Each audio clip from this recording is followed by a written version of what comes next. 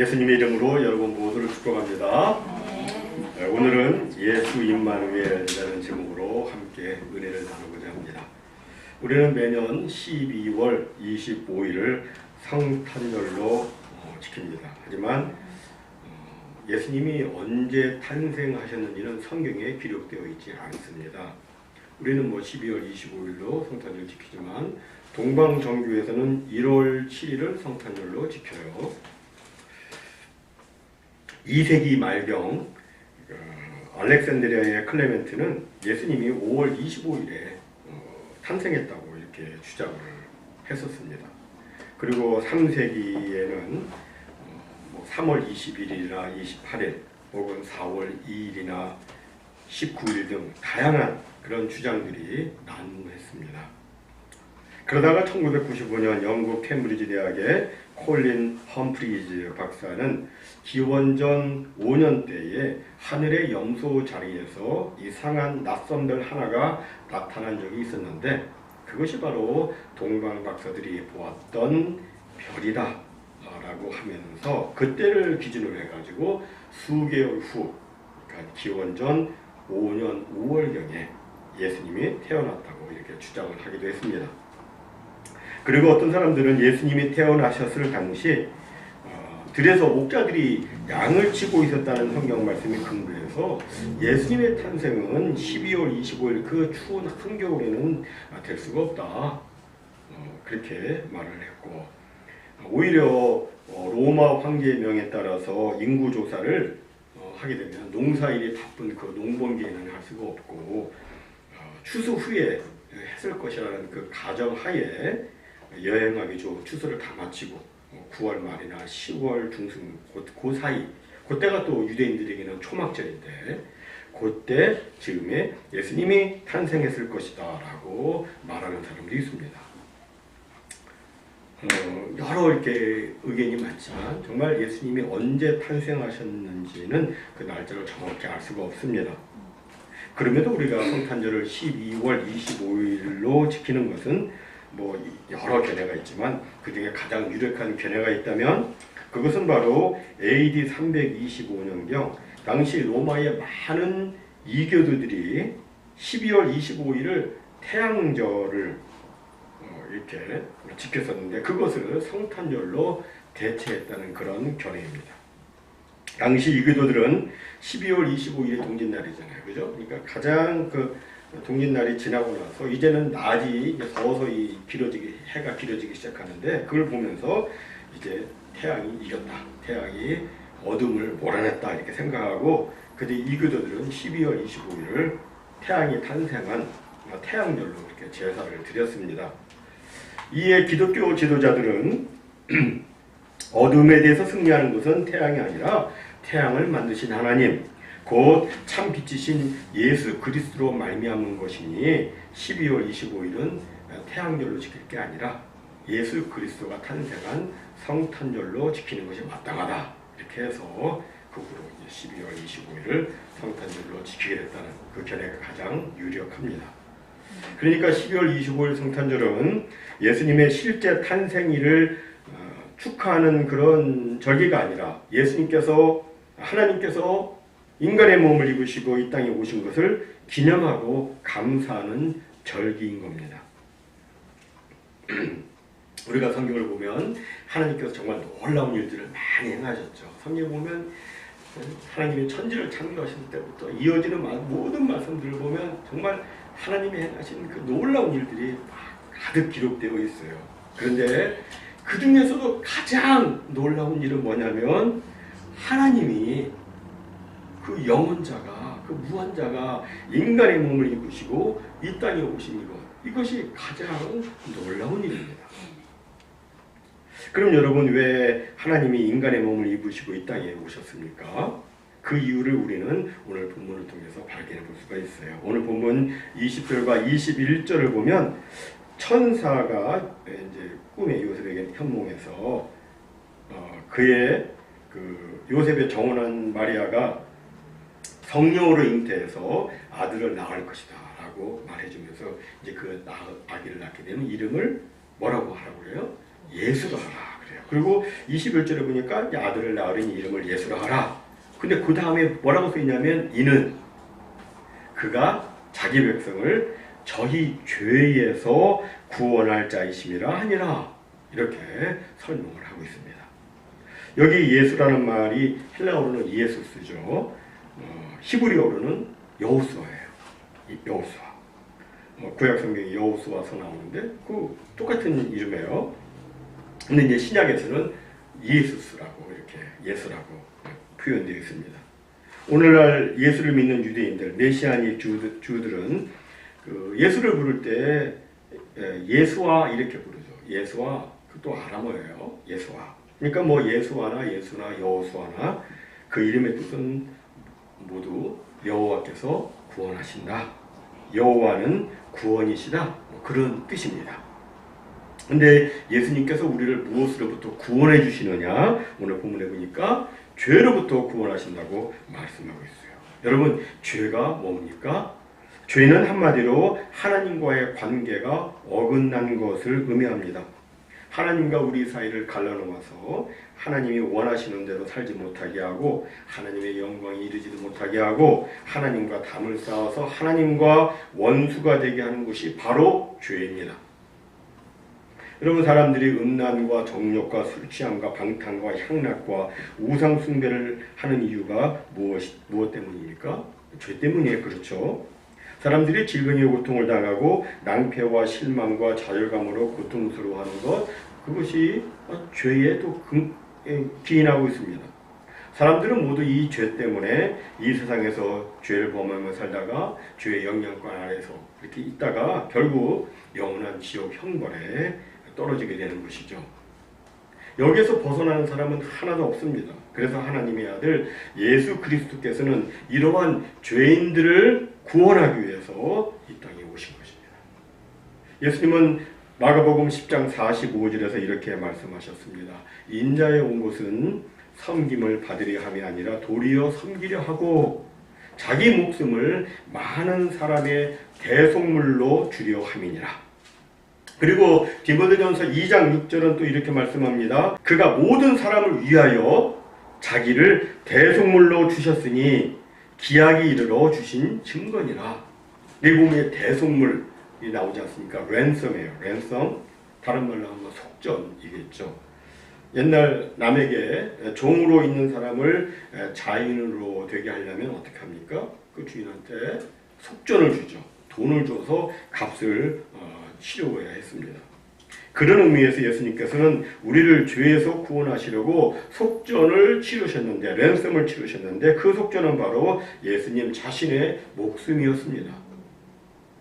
이렇듯 예수님께서는 자신을 대속물로 내어주셨고, 그래서 우리는 죄와 사망에서 구원을 받게 된 것입니다. 여러분, 이 세상 모든 인간에게 정말 가장 필요한 것은 무엇일까요? 여러분, 뭐 그게 지식일까요? 건강일까요? 돈일까요? 즐겁고 기쁘게 뭐 사는 것일까요? 아니죠. 그것이 필요하지만 그러나 그것 가지고는 죄를 씻을 수가 없습니다. 죄를 씻지 못하면 영원한 천국에 갈 수 없습니다. 지옥에 떨어지고 맙니다. 그러니까 사람한테 정말 가장 필요한 것은 뭐냐면 죄사함을 받는 겁니다. 로이 레싱이라는 시인이자 작가는 이런 글을 썼습니다.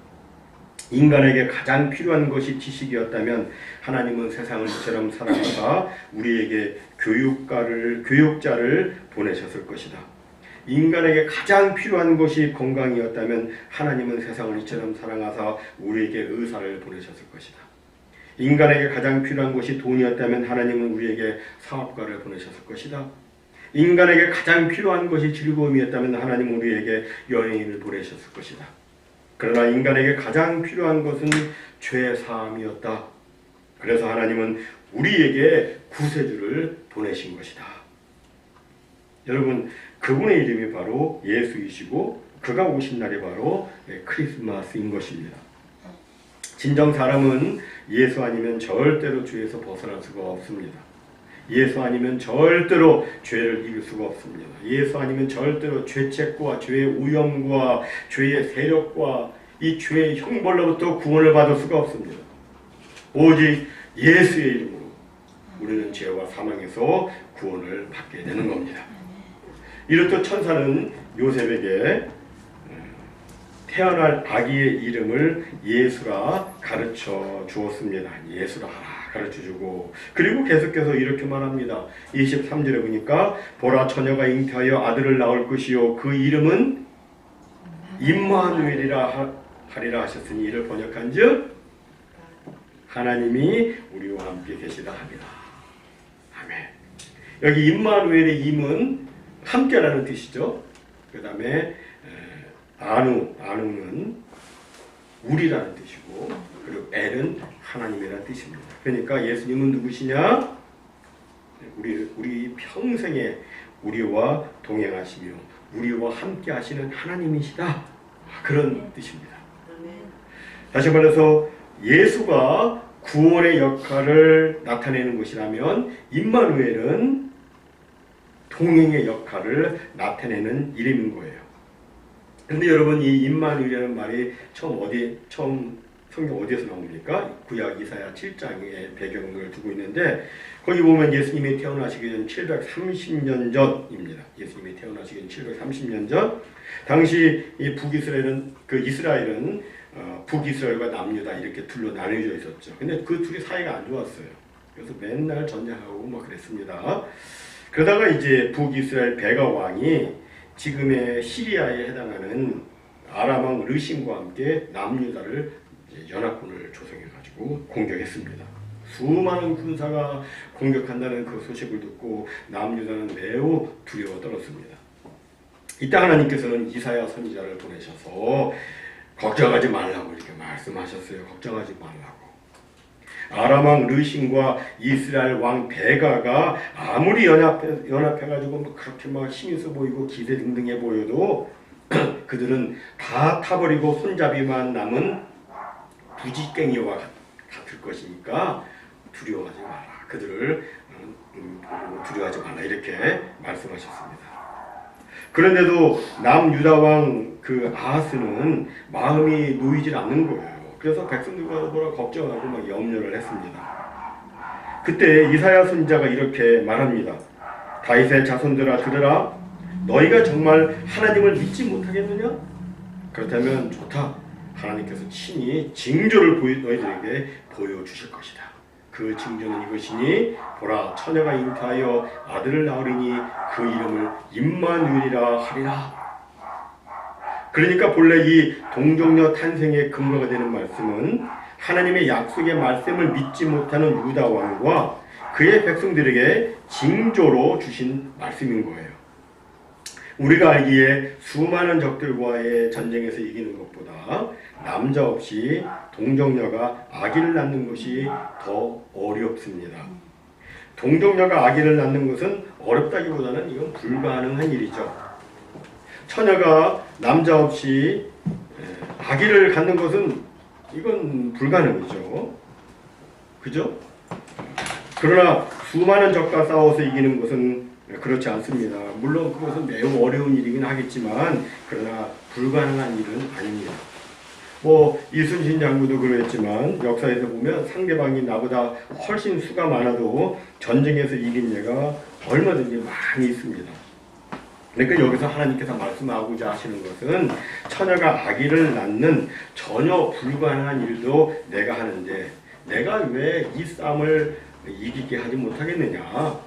너희 믿음이 과연 정말 어디에 있느냐? 너희가 정말 나를 믿는 거냐? 라고 지금 하나님께서 말씀하시는 거예요. 내가 너희들한테 두려워하지 말라고 말하는데 왜 그렇게 계속 두려워하느냐? 말씀하시는 거예요. 근데 사실은 이 말씀이 오늘의 우리에게도 또 주어지는 말씀이라고 생각합니다. 사실 우리 신자는 이 땅을 살아갈 때 남유다가 북이스라엘과 그 아람 왕의 군사들로 둘러싸여 있듯이 우리들도 수많은 적들로 둘러싸여 있곤 합니다. 우리의 사방을 살펴보면 우리를 넘어뜨리고 우리를 해하려는 세력들이 참으로 많이 있습니다. 그 속에서 우리는 저 유다의 아하스 왕과 같이 걱정과 염려로 힘겹게 살아가곤 합니다. 아무리 생각해봐도 해결될 기미가 없고 뭐 이래 보아도 저래 보아도 별 뾰족한 수가 없을 때가 있습니다. 그래서 그냥 아닌가 보다 그냥 포기할 때가 있어요. 불가능을 가능케 하시는 하나님이 계시는데 그 하나님께 구하지도 않고 미리 포기할 때가 많이 있습니다. 이런 우리에게 하나님께서는 말씀하시는 거예요. 보라, 처녀가 잉태하여 아들을 낳으리니 그 이름을 임마누엘이라 하리라. 이 말씀을 들으면서 우리는 그렇다. 이 처녀의 몸에서도 아이를 낳게 하시는 하나님께서 나의 이 상황을 반드시 극복해 주실 것이다. 임마누엘 되시는 하나님께서 나와 함께 해주심으로 나로 하여금 반드시 승리케 주실 것이다. 이런 메시지를 우리가 그 말씀 속에서 듣고 그 말씀을 통해서 우리가 담대함과 큰 확신을 가져야 되는 겁니다. 저는 우리 모두가 이번 성탄절을 맞아 임마누엘 하나님이 정말 우리와 함께 하심을 믿고 주 안에서 평강을 누리고 담대함과 큰 확신을 가졌으면 좋겠습니다. 진정 아무것도 염려하지 말고 성경이 그렇게 말씀하고 있잖아요.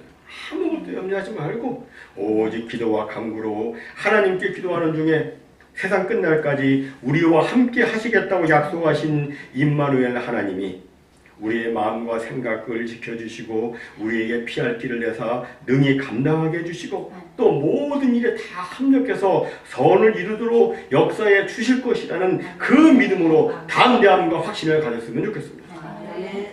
사랑하는 성도 여러분, 성탄절은 바로 이렇게 우리가 임마누엘 주 예수 그리스도로 말미암아 위로와 확신을 얻고 또 주 안에서 이를 기뻐하며 감사하는 절기인 겁니다. 성탄절 되면 많은 분들이 카드도 주고받고 선물도 주고받고 하면 참 아름다운 모습입니다. 성경에 보니까 받는 자보다 주는 자가 더 복되고 있는데 주는 자는 정말 복된 분들이죠. 근데 성탄절은 거기서만 끝나면 또 안 되겠죠. 그것보다는 뭐예요? 처녀로 잉태케 하여 아들을 낳게 하시는 하나님, 곧 불가능을 가능케 하시는 하나님, 이 능력의 하나님이 나를 사랑하시고 나를 붙들어 주시고 나를 보호해 주시고 나의 생애에 직접 간섭해 주시고 나와 영원토록 함께 하시고 동행하시고 나를 도와서 사면의 적들을 다 싸워 이길 수 있도록 역사해 주실 것이다. 하나님이 반드시 나로 하여금 승리케 해 주실 것이다. 이것을 믿고 거기에서 참 위로와 확신을 얻는 것, 이것이 정말 필요한 겁니다. 오늘 성탄 주일 예배를 드리는 이 시간 혹시 우리 가운데 세상의 근심, 걱정, 우울로 인해서 마음이 좀 위축되고 눌리고 혹시라도 어두운 가운데 계신 분 계십니까? 자신의 현재 상황과 미래에 대한 염려로 걱정과 두려움 또 절망과 낙심 가운데 혹시라도 힘들어하는 분이 계십니까? 주님께서 오늘 말씀하세요. 하나님이 우리와 함께 계시다 함이라. 사랑하는 성도 여러분, 임마누엘 하나님은 우리와 함께 하십니다.